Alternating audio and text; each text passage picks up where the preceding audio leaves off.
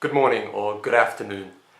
Irrespective of which country or time zone you may be viewing this from, I'd like to welcome you to the Master of International Business at the University of Applied Sciences, and likewise to the course of Corporate Finance. As this may be the first interaction with a lecturer or professor of this institution, I'd like to reassure you that not all kickoff sessions will be of this format, and that we will also have the opportunity to meet in person relatively soon. Now, before we hit off and start going through some of the content of this session, I'd just like to ask you to pull up the slides that you can find on the email course room and have them ready beside you, because I will be myself reviewing them and going through them as we discuss and go through this video. A couple of points on my person. My name is Ellen Valian. This is now my third year lecturing at this institution. I've been lecturing the courses of International Finance and International Capital Markets in the bachelor's degree, and this is the third time also lecturing the Corporate Finance course in the master's degree. I myself actually went to this institution, did my bachelor, started working, and afterwards came back to do the same master's degree that you are now in yourself. I've been working in the payments field for over 10 years. Last 5 of those years I've spent at international banks, at international acquiring banks for card payments. So that's sort of my specialty. Right now I am leading a team of 5 people within an institution called Elevon, which is a subsidiary of US Bancorp, the 5th largest commercial bank in the US. In parallel, I am pursuing my PhD degree at the Universidad Rey Juan Carlos in Madrid, and I hope to finish this by the end of next year. If you need any assistance, if you have any queries, you will see on slide 2 my email. Please do feel free to drop me an email if any unclarities should exist, and always refer to the email course room of Corporate Finance for any wider information.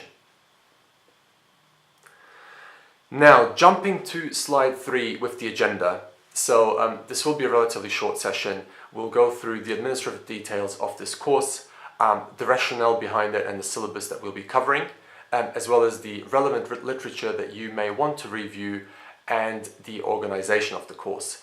As you can see in points 6, 7 and 8, the course will consist of 3 components ultimately, which will be a term paper, a presentation and a written examination. Now, with regard to the communication, again, if you are viewing this video, I assume you have been granted access and have been able to access the email course room. In case some of your colleagues haven't, please feel free, and they are at the institution, please feel free to forward their email to me, and I will get in direct contact with them, or likewise feel free to forward my contact details for them to reach out to me so that we can grant access to everyone who's joining the course. Any form of communication will be primarily driven within email or the Moodle platform, so the course room is kind of the epicenter of our communication interaction. For any further information, feel also free to review the message board of the department. This may be more relevant for other courses than this one, but in any case, by all means, do also visit that and have a review if there is any up-to-date information with regard to classes, courses, or the exam themselves. In terms of preparation and registration, there's a mandatory electronic course registration. So I'd like to ask you to go into Helios. You have received the login details probably already, and please register for this course and the ultimate exam by the given date. And this will be a basis for planning for me. It will allow me to go through and understand how many people will join, which content we are likely to cover, and which groups and which consistency can we basically enable. Also, make sure that you register for all the courses that you are likely to attend and basically take the final examination in until October 11th because this is obviously very relevant, and any registrations or withdrawals after this date will need to be directed straight through the faculty, and will not be able to, and no professors or myself will be able to support you with that. So it's quite important that you do that, and just a heads up to kind of register or make sure to withdraw within that timeline.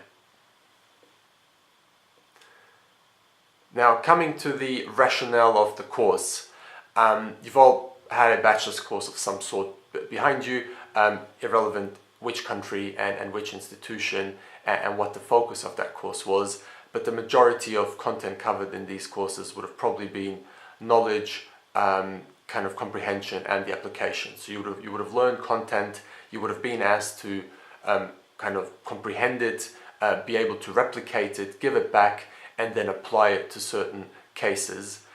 Some of you may have gone through an analysis stage where you've been asked to analyze cases and kind of discuss them, etc. But the focus of or the taxonomy of this course is very much related to the highlighted section. So it will be an analysis part, an evaluation part, and a creation part. This is the taxonomy above the bachelor's degree and in line with the master's degree. It pretty much means that you'll be asked to analyze a subject matter that you'll be given in thorough detail. You'll then have to evaluate certain theories, theorems, or concepts, and ultimately you will be asked to create and apply that knowledge to to enable others to learn. So there is a creational part, albeit a minor part, but there is still a creational part to that as well. I think this will be more clear once we go through the content and actually what is going to be asked of you, which is right here. So the cognitive levels, as said, analysis, evaluation, and creation, pretty much replicate to what's going to be asked at the end of the course. So the analysis part is a written examination, which will account for 40% of your grade.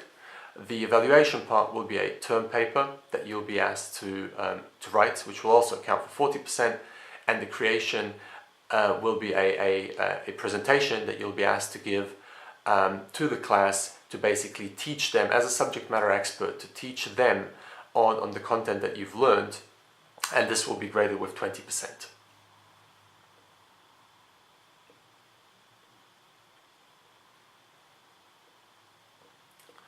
Now, the syllabus or topics to be addressed. There are in total 12 topics which are highly relevant to the world of finance, corporate finance, and to many businesses today, to be honest.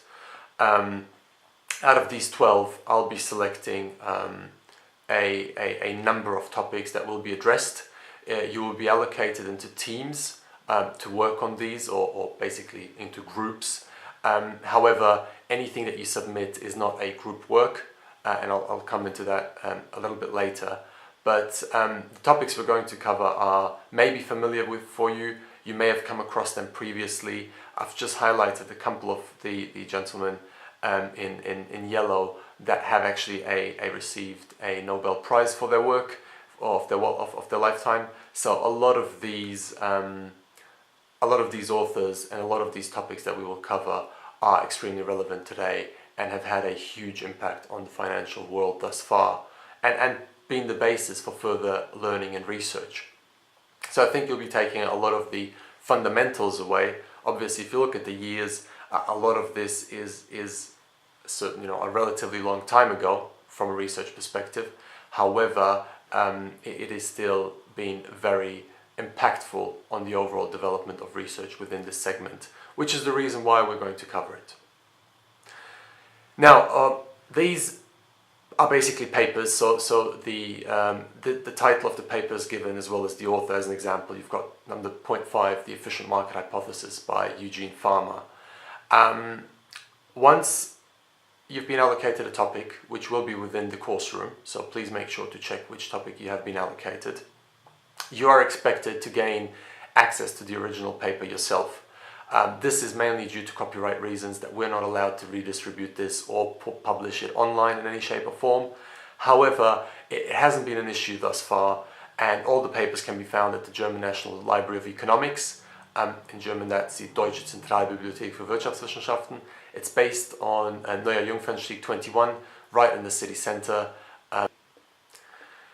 Now, coming to the literature, again, this is not obligatory, but it is very helpful for you if you would like to have some context around all of the topics covered, if you have certain questions, if you like to have a slightly broader understanding in terms of preparation for the exam.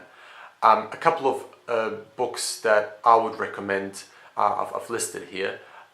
So by Burke and DeMarzo, you can find the Corporate Finance, which is probably the leading textbook, has a US perspective from an accounting and legal side, but it is very helpful to go through some of the topics. The other one would be by Brearley, Myers and Allen, The Principles of Corporate Finance. It's sort of the classics among them, and would cover any topic that we would discuss. It would maybe not go into the detail that we would require. However, again, a good basis to provide some context if you cannot find the information in any other source. And the one that I would actually recommend is the one by Hillier, Ross, Westerfield, Juff and Jordan, which is called Corporate Finance. That's actually the book that this course will be based on. And it has the European perspective. It gives a nice, concise overview of the topics, some additional context and information, and it should be very helpful for you to get a broader understanding. So there should be enough copies at our library, as this is the core book. So there should be sufficient copies for you to basically get at this facility's library, and then you'll have access to all of the information yourselves. And again, just to make sure, it is a basis for further reading and for understanding a broader context. Not necessarily will the exam be based on this whole book, obviously. So only the chapters and the pages that we cover would be relevant for you. Now, coming to the organization of the course, on the following slide, you'll be able to see a preliminary timeline in weeks, structured over the whole semester, over the 16 weeks. Now, today's session is obviously our online kickoff and the distribution of topics. So as I said, review the course room and check which topics you have been allocated as kind of a first task and first action.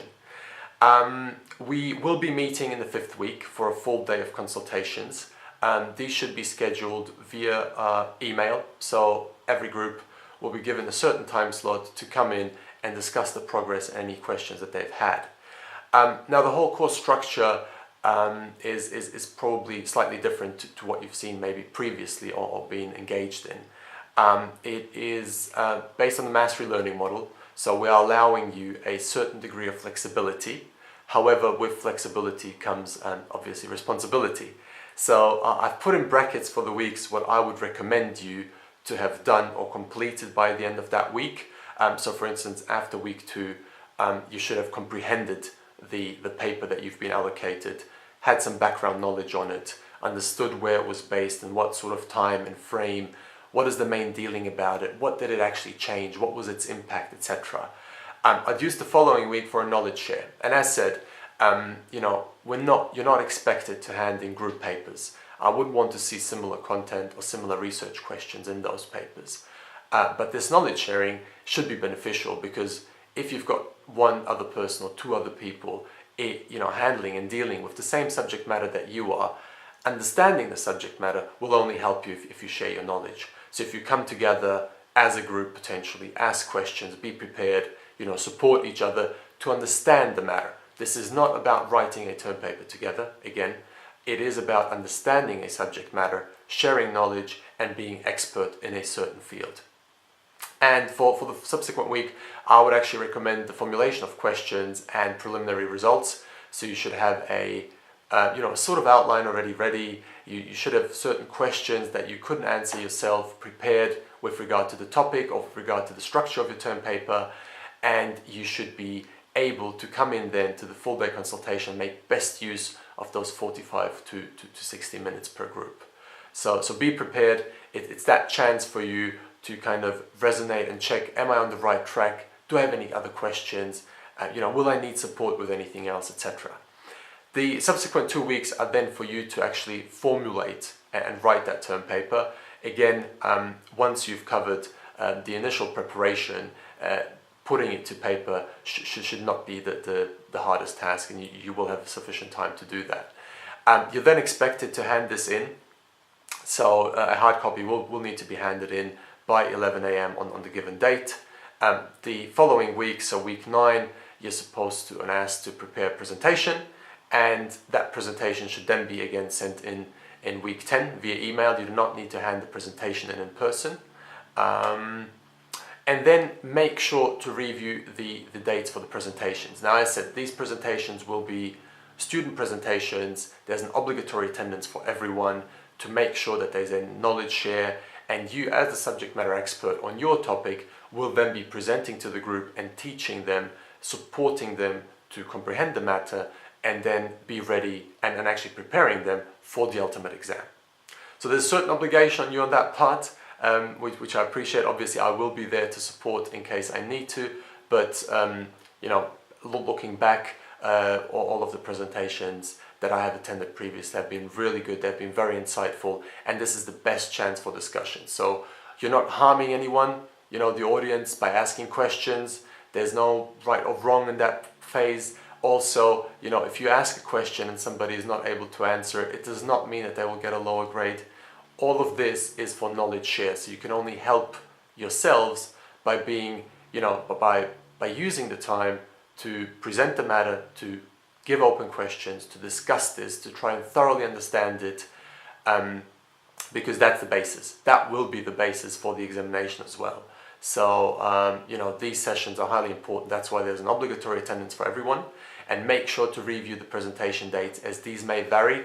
So it may well be that we will try to do a block session where we do several presentations in a day and do sort of a longer day, or that we actually do a weekend session, or that we select separate dates where you may not have any other lectures and use that for the presentations. The goal behind that is simply to have all of the presentations in a concise time frame, so that all of the knowledge is kind of, whilst it's fresh, is discussed, is presented, and everyone's in the flow, rather than people presenting in week 7 and the others presenting in week 14.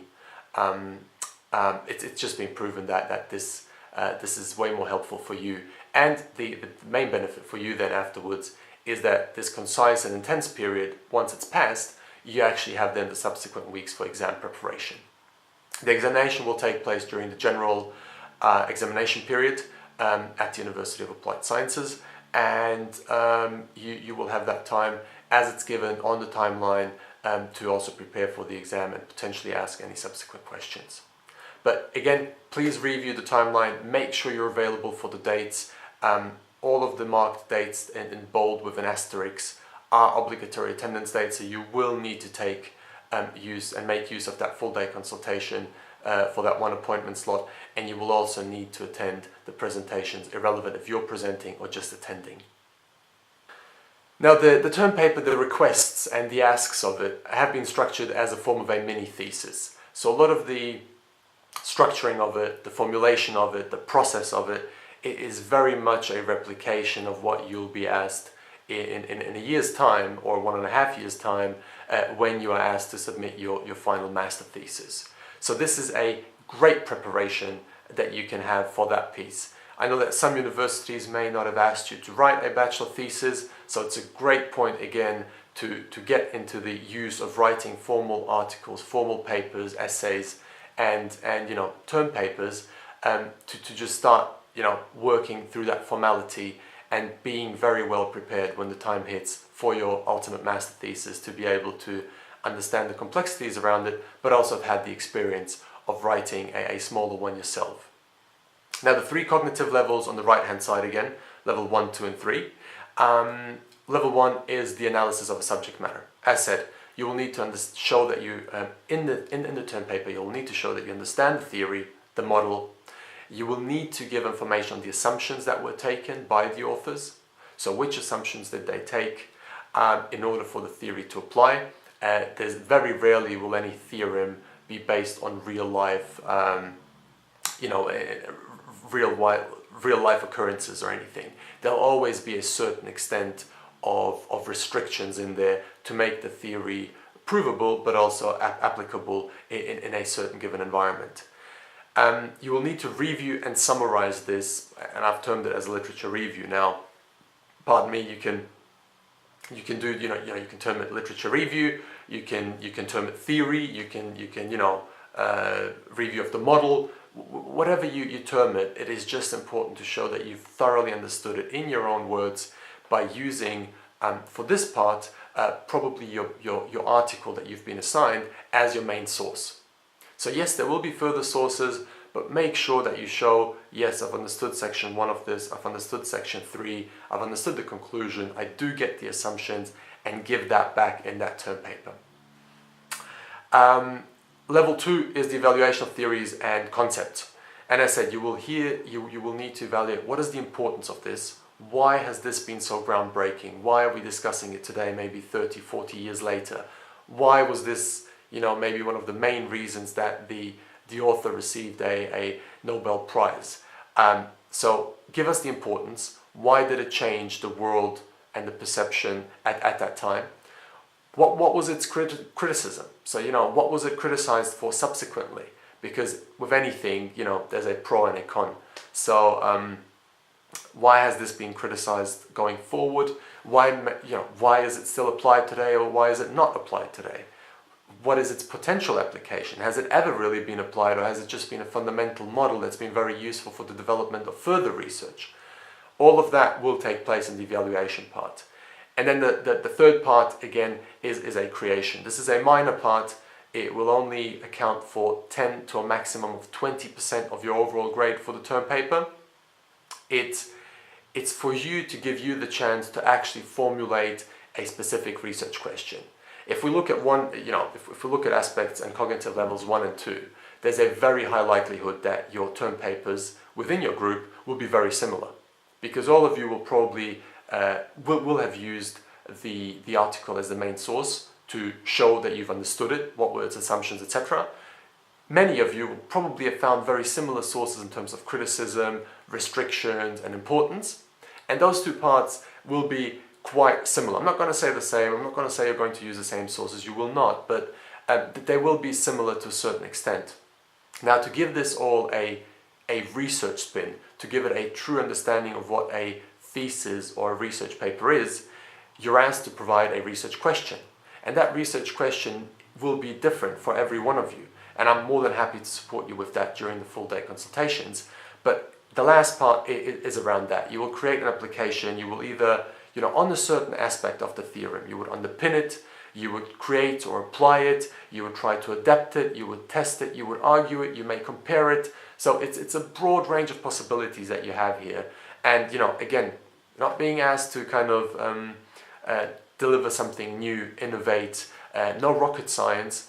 It is all around just showing that you understand the concepts of writing these papers, that you understand what it means to formulate a very, very specific research question, and then use a subject matter to analyze that. But again, all of this, and any subsequent questions can be covered during the consultation. So by all means, if there are any questions, feel free to raise them. But I think a lot of this will make more sense once you've actually worked through it. Because, right now you may be thinking standing in front of a mountain, but once you start going through the topic and analyzing what it is and what it means, all of this will make more and more sense to you. Now, I've included another slide on this, which is the next one, termed for the avoidance of doubt. Now, what I want to make very clear here is that, every term paper will have a basis for marking and for grading. And what I'd like to make sure is that all of you include the critical components in this. Now, they have been termed on the other slides. They will be repeated later on again, but it's just important to me to make it very clear that every term paper should, amongst others, this is not an exhaustive list, contain a chapter on the model assumptions, which we've just discussed, the theorem description and a summary, so that could be in form of a literature review or whatever you want to term it. But you need to show you've understood the theorem, and you need to give it back in a term paper for someone else to actually understand, what this is. The importance and the restrictions, which we've just discussed, and the results of your own findings. So I said, looking at this, these are the 5 critical points that should be in there. You can and will probably include other chapters in it. You may structure it differently. I don't mind if you bundle them, if assumptions and the theory are one chapter, if restrictions and importance are one, and then you have sub-chapters. This is all up to you, but the content is important, and the content should be covering this, amongst others. There will be further content that you will provide, obviously. Now, very relevant for everyone, but particularly for those of you that haven't had the exposure to writing academic research papers, there is separate course material available online, provided by Professor Decker. It is for free, which is it is just amazing, and you can go in there, and I would highly recommend to review this kind of as a reading exercise as you go. If you don't have sufficient time, or you just want to focus on the very specific and most important aspects, I'd recommend chapters 7, 8, and 9. It'll allow you to understand what are the elements, and how do these elements of a research paper come together, how do I interpret a topic actually, and how do I structure it, what should be the argumentation flow, which chapters should fall into which, etc., etc. So highly relevant, not only for this, for any term paper that you'll be writing going forward, and especially a master thesis. But again, you've got other chapters in there as well on referencing, on language style, etc., which you may review and may come in handy and helpful to you. Now, general information on this, it's probably evident already, but from the preliminary timeline. But you've got a time limit of 7 weeks to complete this. It's at your own discretion of which kind of pace you do that. In week 5, we'll have the consultation, which should be very useful to all of you. The topics have been distributed, so make sure to check that which topic has been allocated, obtain access to the paper. There is a prior registration in Helios which is necessary. I touched upon that initially. Please make sure to register for this course very early so that we have a sight of who will be attending. This is very relevant for the presentation, distribution of topics. Let's try and avoid people being, abandoned by their group and then having to present on their own. And also likewise, let's try and avoid deciding on a certain number of topics that we'll cover, and then 3 or 4 people coming in and saying, actually, I did want to do this course, can I not be put into one of these groups? Then we'll have 2 large groups, and it'll just make everything very messy and complicated. But also make sure to register for the other exams that you would wish to take and the courses that you're taking. Term papers and the date when they need to be handed in. As said, they will be need to handed in electronically, as well as at the faculty in print. So you will need to go there, and I'll give you some further information on where and how that can be done. And you will need to hand them in person, but also signed, but also electronically. This only applies to the term paper. The presentations can be sent electronically. There's no prolongation of the deadlines, unfortunately, so I cannot grant you this. If there is an issue, you will need to go through the faculty, and it is a process that needs to be followed, so I'd recommend just handing it in time and making sure that you follow due course. Now, generally, we would structure this in a format where you've got 2 to 3 people per topic, and exceptions may apply, but this is kind of the ideal structure. How what we've observed is the best way going forward to also enable that collaboration. In any case, again, let's try and register early on to make sure that these groups are fixed very early, and that we've got a clear sight of who's attending and who's doing what, so that the groups can start engaging and working with each other. And it should be great. It's a good way of knowledge sharing and collaboration, although I want to make sure, again, that's why it's highlighted, this is an individual performance. There's no plagiarism or collusion of any sort. I do not expect to see very similar paragraphs, very similar chapters, very similar research questions in any of the research papers.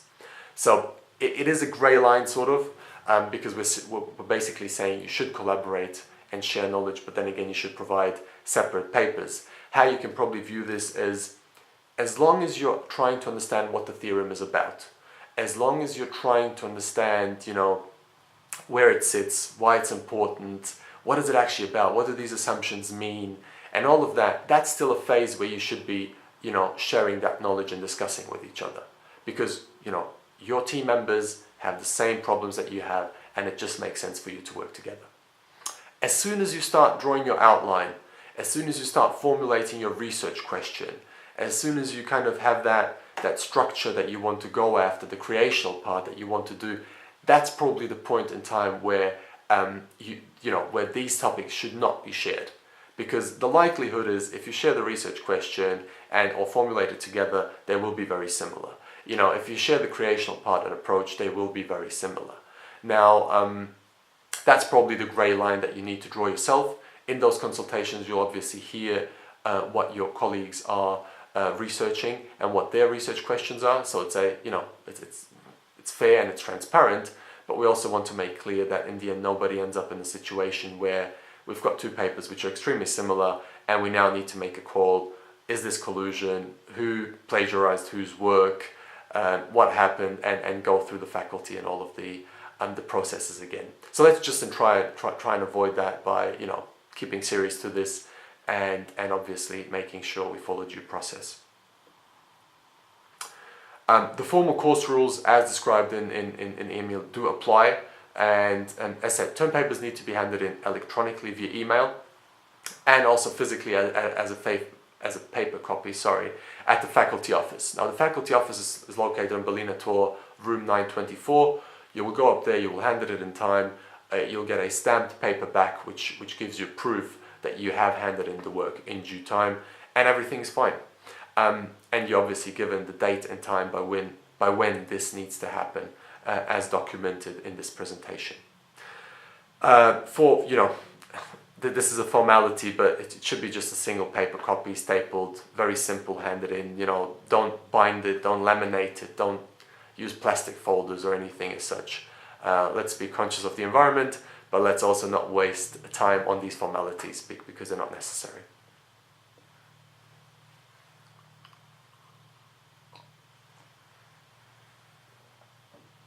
The next page basically provides you with the mandatory components. So what every term paper in terms of structure should contain. It needs to have a cover page, same as the master thesis, abstract with keywords and Journal of Economic Literature classification, an outline, which basically means a table of content, list of abbreviations, figures, tables, and then you'll have the main body and the components we just discussed, as well as a glossary which may be applicable, may not. A list of references is obviously obligatory, and the declaration of originality. That declaration you will find online. It basically states that you worked on this on your own, that you guarantee that you did not copy, plagiarize or anything without providing a reference, and then you formally sign it and it's official.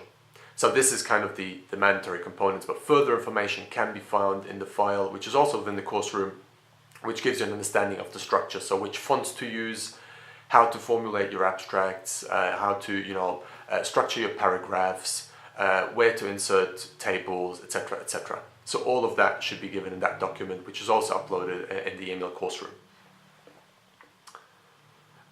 Term paper should have a minimum of 20 and a maximum of 25 pages. This is for the main body and excludes, cover page, the abstract, and all of the rest. Again, I'm not too precious around it. I can apply a 10% rule to say, 18 is fine, and I don't know, if you hand in 28 pages, it's probably fine as well. In any case, do not try, if you come to the situation where you're trying to fill pages just for the sake of filling them, probably take a step back and ask yourself, have I done my preparation? Because that shouldn't be the case. Also, if you're running at 35 pages, be slightly more critical. Ask yourself, is this really relevant? Is this really necessary for all of my colleagues and students, fellow students to read? Can I not exclude something from this, or basically use a grading or importance? What is essential to get to the format of 20 to 25 pages?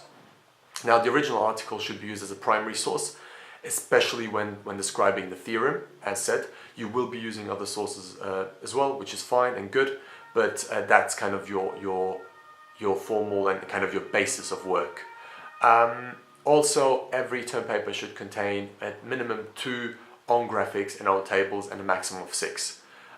This just basically means it will get you thinking of how can I also replicate a certain matter into a table or into a different format, into a graph, to make it more visible to the audience. It's something that you'll need to do for a master thesis, so I think it's a great exercise. And we can obviously discuss this as well during the consultations on what it actually means to have your own graph. How different, how similar can it be to other graphs, but make sure any information, any graphical content that you take needs to be referenced and is as such without any adaptations, not your own. You're basically referencing a graph which you found somewhere else. But once you work through all of this, you'll try and get, you will be able to get an understanding of, you know, how you can structure it, what you need to structure, what you want to include, and actually where it makes more sense to insert a graph than 2 pages of writing, because the graph, you know, a picture may give you more than 1,000 words, as they say. References, you should have a minimum of 30 scientifically relevant references. Please avoid the citation of non-scientific internet sources or educational books or textbooks. All of the textbooks that I've given you are educational books. They should not be cited. You should, you know, focus on scientifically relevant sources, and the majority of this will be formal published books or formal articles on the subject matter. And trust me, you will find sufficient literature on all of these topics. They have been discussed and referenced over and over again and are still relevant today. So you will not have an issue with that. Just try and use those sources when you go along and when you write your paper to basically help you and help the audience understand where you're getting and obtaining your information from. A formal rule is that every sentence should pretty much be include a reference. Now I've added in basically something in brackets to say every paragraph. So what I don't want is you're taking several sentences from the same source to describe a certain matter and then adding a reference. Adding a reference after each sentence will not make it very readable, will not make it very professional looking from a design and content perspective. So if you're referencing, for me it's fine if you include a reference after every paragraph. If that paragraph relates to the same source. If there are 2 sources within that, then obviously first 3 sentences relate to one source, then you add a source, and second 2 sentences relate to another source, and then you add that source as well. So you've got 2 sources in that paragraph, but that's absolutely fine. And there's no necessity to now start adding sources after every sentence just for the sake of it. So for the term papers, you'll be given assistance by myself, and you'll have a so-called walk-in or one walk-in writing lab, which we will agree prior to this via email, which time slot on that day it will take place. So again, first come, first serve. Make sure to reach out via email to get those slots booked in. And it will take place in week 5. The presentation basically shows you what date that is. It'll be a consultation meeting which lasts approximately 45 minutes to an hour. It will be per group, so it'll be not on your own. You'll have your group members or the people, the students, the fellow students that have been assigned the same topic with you. And we will basically use this as a chance to discuss all of your questions. Now, some may be very related to your own research, some may be beneficial for the whole group. It doesn't matter. Or any question of any shape or form can be raised in this environment. It's a secure environment.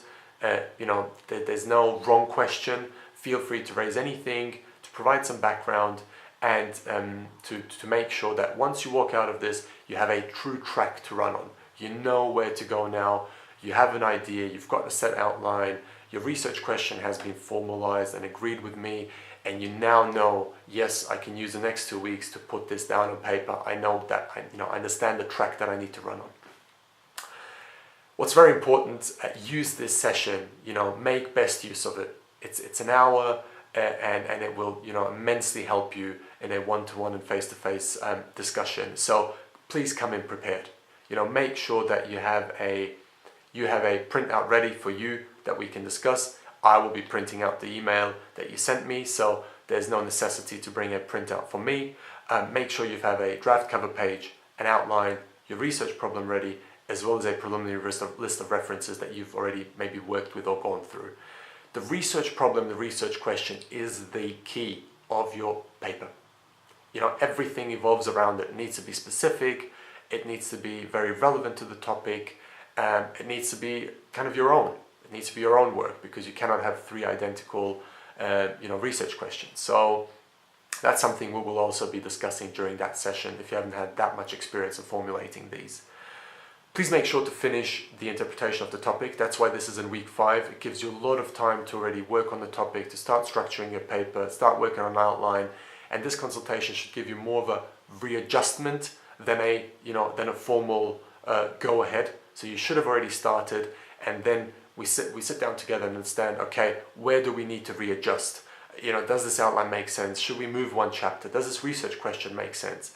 But all of this, before any of this takes place, you need to have understood your topic. You need to have discussed it. You need to have, understood what is its importance, what are its implications. So a lot of that pre-work can already be done at this stage. Hypothetically, you could have already a full understanding of the topic and, maybe even written a first chapter on the assumptions and the theorem itself, and maybe started discussing the importance and the criticism of it, or have the references ready.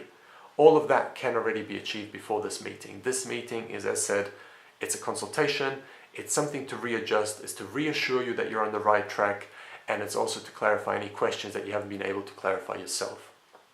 So after this, going out of it, as the better prepared you come in, the easier and the better, with a better feeling you'll be walking out, because you'll know, okay, clarified everything, I know the track to run on, just continue writing my paper, everything's fine, I have reassurance from the lecturer that this is going well, that I'm on the right track, and that I've covered all of the major and essential topics.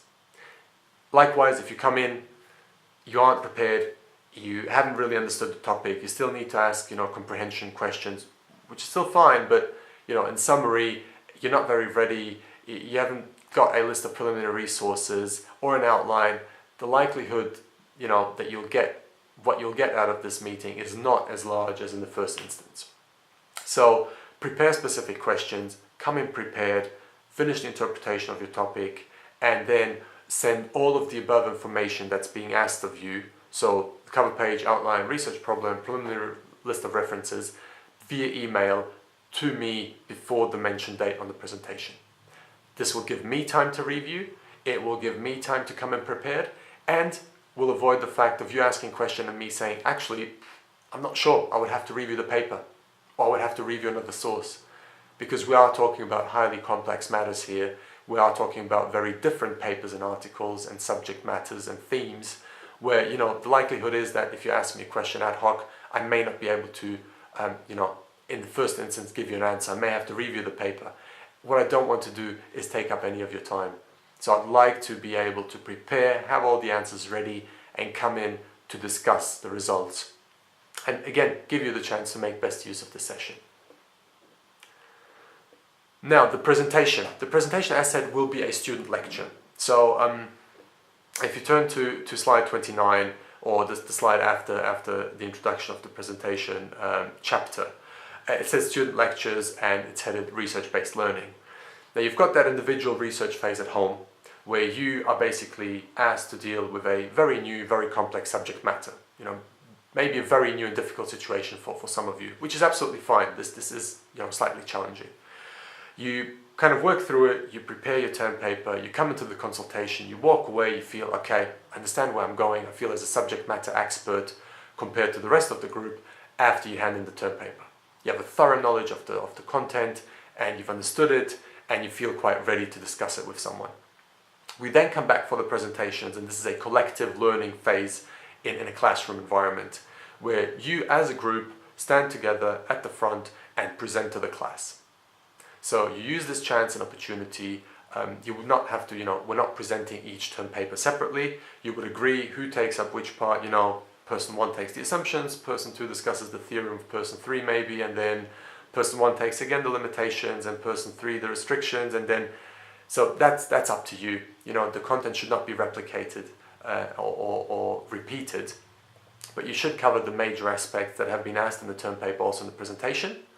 And again, these are the questions, these discussions in the classroom are the basis for the exam. Ideally, what I would like to go away with is every presentation being very interactive, us discussing very complex questions and topics, and me noting down, one of these questions to take away and maybe pose in the exam. So, that would be the ideal scenario, which could also restrict it to you. Obviously, if the session is very one-sided, if you present, there's no real questions, no discussions, then I will have to see if I can extract a relevant question for the exam from the presentation. I may have to turn to the term paper, and then ultimately even maybe to a textbook to see, okay, what kind of question could we raise here? So make these sessions as interactive as possible. They're a collaborative learning phase. I am there, but just imagine I'm not there.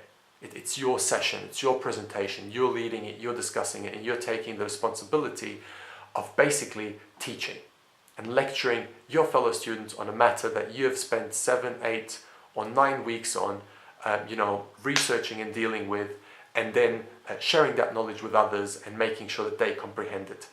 They're not going to be the same experts as you after that presentation, but they will have the foundation understanding, and with the handouts they'll be able to prepare for the exam, and if they have questions they can come back to you. So feel free to act as kind of the experts, and when someone poses a question from the audience, if you still have any questions when you leave the presentation, pose it on the course room. Raise it officially so that everyone can see, and I will give the subject matter experts the chance to go into this and respond before then maybe responding myself if this is something that's highly complex or not relevant or hasn't been covered. So use these student lectures to transfer the content to each other and make sure that everyone understands it. So once you walk out of a presentation, you should actually have a feeling, okay, I think I understood this. I need to review it at home, obviously, but I understand what the theorem is about, what the assumptions are, why is it that important, has it ever been applied? That's what you should be walking out with in these presentations. And when you hold these presentations, as said, I would expect each one of you to have a very, very minor part, 5 minutes in the end on your own research, just to show the others what kind of ideas you worked with and juggled with and what you decided to research on. So very minor part. The core part should be around the theorem, the assumptions, the restrictions, the importance, and that should be distributed amongst the group members for everyone to have a fair share of the presentation when giving this back to the class. Now, in order to ensure that we maximize output, ensure this knowledge sharing, again, this collaboration, please make sure of the following, which is all mentioned on the next slide, so I'm not going to go into too much details. Once you've handed in the term paper and submitted it, feel free to upload it onto email. So within your section, within that topic, either under your name, under your group's name, whichever, please make sure to upload a PDF version of your term paper. Please make sure to do the same with the presentation, either beforehand or once it's been presented. This is up to you. Or you can, have an abbreviated presentation if you don't want to share the complete content because it's interactive, or you want to have a kind of interactive phase, a discussion phase with the class. Then, please feel free to share some of the slides or an abbreviated version and then upload the full version afterwards. But again, the presentation should be uploaded as well. Use the presentations as a chance to raise questions, and use the forum to raise any questions and collaborate and respond to these. After the presentation, you are the subject matter experts. Take ownership. If a question is raised, try and identify it and try and respond to it. If you can't, always feel free to reach out to me. I'm more than happy to step in and support if you realize that you're not able to answer that question. And not being able to answer a question during a presentation, again, is not an issue. It's absolutely fine. The subject matter is very complex. You may be asked a question which you cannot answer. This is not a reason for me to downgrade anyone or anything or any aspect. So feel free to collaborate in this secure environment and use the chance for knowledge sharing. Again, this pretty much summarizes the next slide, 31, is the student lectures are a reduction of complexity. They should be comprehensible and clear instructions from students towards students. Avoid formula overkill. So a lot of the papers have formula. We don't need to prove the formula or show it. If a formula is very relevant and you feel it's easier to use a formula than to explain it in text, absolutely fine. Show the formula, write it on, use the blackboard, use the beamer, use whatever you like, use a flip chart, and go through of the formula itself, the certain components of the formula, what they mean, what happens if they change, etc., etc. Yes, you can absolutely do that, but let's just avoid formula overkill. That pretty much means we don't need to prove the theorem itself. We don't need to go into high-grade mathematics here, because it's not relevant, let's be honest. We're touching upon many topics and we want to get a gist and understanding of all of them. Key questions that should be covered in the presentation. What is the theory or concept about? What are restrictions, model assumptions? What's been criticized? Why is it important? What are your own findings? Very small part at the end. Each one of you should be presenting your own findings. As I said, concise, 5 minutes, not more. Maximum 5 minutes per person. So again, the key questions keep coming back, right? So you've had them in the term paper, you have them in the presentation. This is the core aspect of it. Focus on this. There'll be 2 to 3 students per topic, and each presentation will last between 60 and 90 minutes. This time frame includes discussion and questions. So these lectures and these presentations are the basis for the examination. They're a methodical, didactical design of research and presentation and learning, which will help all of you.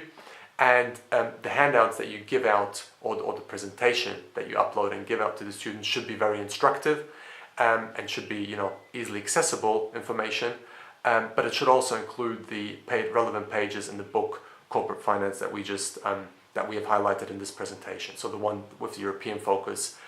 Just provide in the presentation somewhere, provide the relevant slides out of this book so your fellow students can go back and actually look at some of these pages in the book itself. Again, if you need support, use the consultation that we have for also maybe to raise some questions on the presentation, or drop me an email and we can always have a chat and go through that. Well, last but not least, the written examination. Very simple. It'll be a proctored written exam at the end of the semester during the general examination week. It'll be a closed book exam lasting 90 minutes. It'll contain essay questions, probably one essay question with potentially sub-questions on each topic.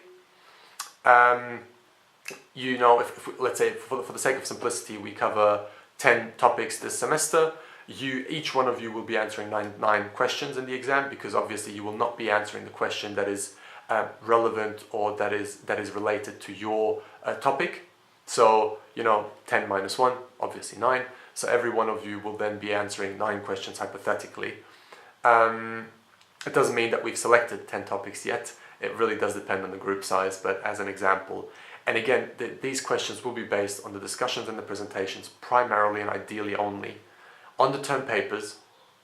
The term papers are the second aspect of it, and then the corresponding pages within the textbook. And again, you'll have sufficient time. There's never been a time issue, but make sure as a preparation to understand what this means, and we can cover obviously the exam and any other questions also during the sessions that we're going to have. But this was I hope this was helpful. I hope you now have a basis to understand where to go and what to do in the next couple of weeks until our first meeting, which I immensely look forward to meeting all of you and discussing these very interesting topics. And again, make sure to review the presentation, this video, and obviously which topic has been assigned to you, and start working on it as soon as you can. Start sharing that knowledge with your fellow peers, and I can only say, make sure to be available on the dates that are within the presentation. Block those in your diaries. Make sure you're there.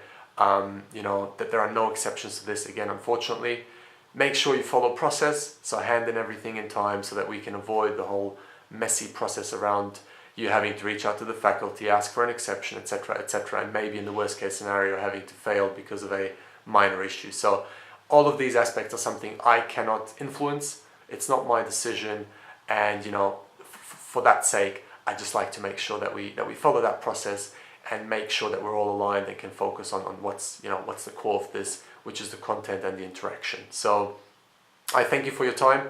I hope this has been useful, and I immensely look forward to seeing all of you, meeting with you, and look forward to your papers and your presentations. And until then, I wish you all the best and good progress. Have a great start to your master's degree, and have a great start to corporate finance. Thank you very much for your time.